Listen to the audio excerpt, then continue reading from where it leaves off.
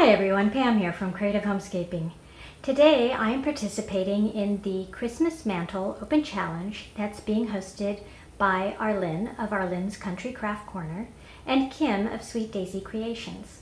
Please check out Arlynn's channel as well as Kim's, which I'll have linked in the description box down below, as well as the playlist for the challenge, which I will post when it's available. And now, stay tuned to see what I have done so far for my mantle for Christmas time.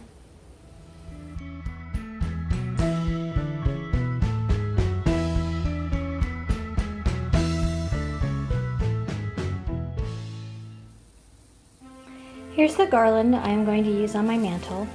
As you can see, it is a 9-foot non-lit garland, and I got this from Walmart and it was $2.38.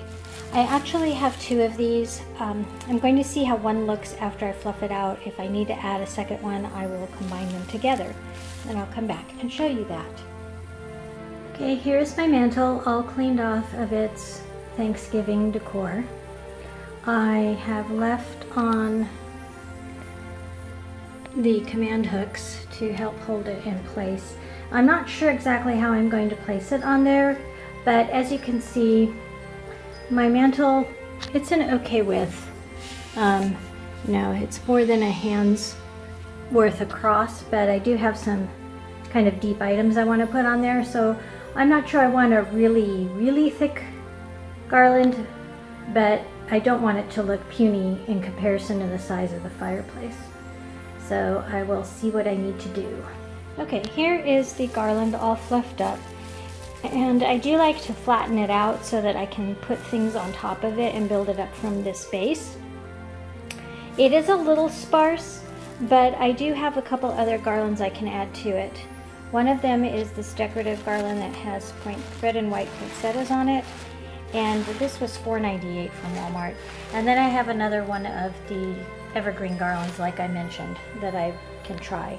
So I'm going to take a look at what this flowered garland looks like first, if that's going to be enough, or if I want to add the second evergreen garland. One thing I forgot to mention is that I want to build my arrangement from the center out. So I've just folded the garland in half and then tied a piece of red ribbon in the middle of the garland so I know where the center is. Here's how it looks with just the one layer of evergreen and then the poinsettia garland. And I think this is going to be enough once I get everything else put onto it. I've decided to let it drape down rather than sitting on top of the mantle so that there's more room for the items that I'm going to put on top. And as you can see, I have the ribbons here in the middle to tell me that that's centered. And then I just used the garland itself to hold the poinsettia garland in place. But the poinsettia garland had these links on it. A little hard to focus this close up.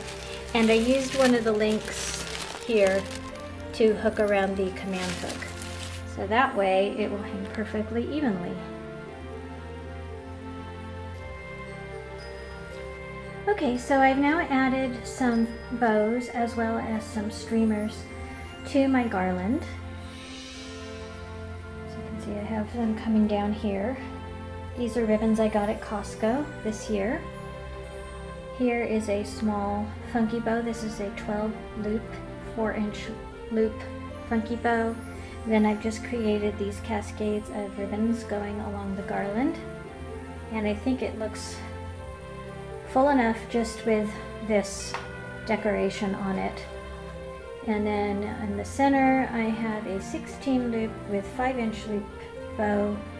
And then I have the same 4-inch loop, 12 loop bows on this corner.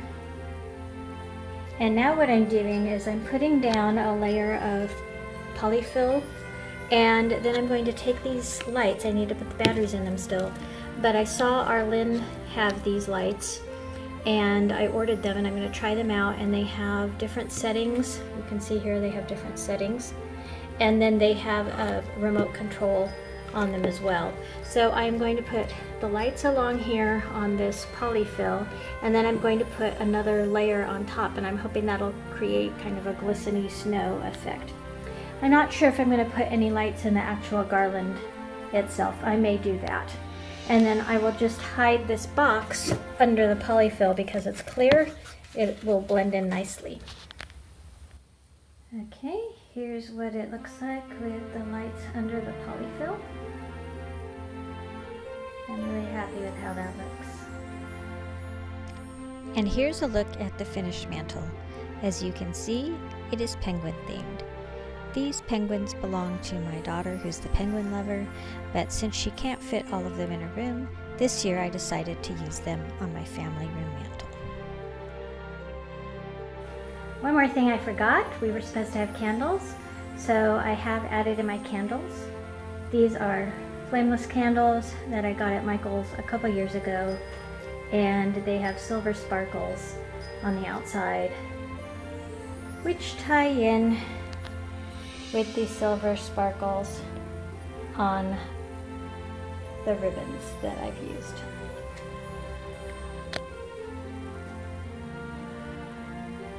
So I am really, really happy with how it looks so far, and I hope you'll come back to see the whole thing when I get it all finished. How did you like my mantle? Please let me know in the comments down below, and let me know what kind of mantle theme you're planning for your home this holiday season. And if you're new to my channel, I hope you'll consider subscribing. I post several videos a week on how to creatively manage and decorate your home.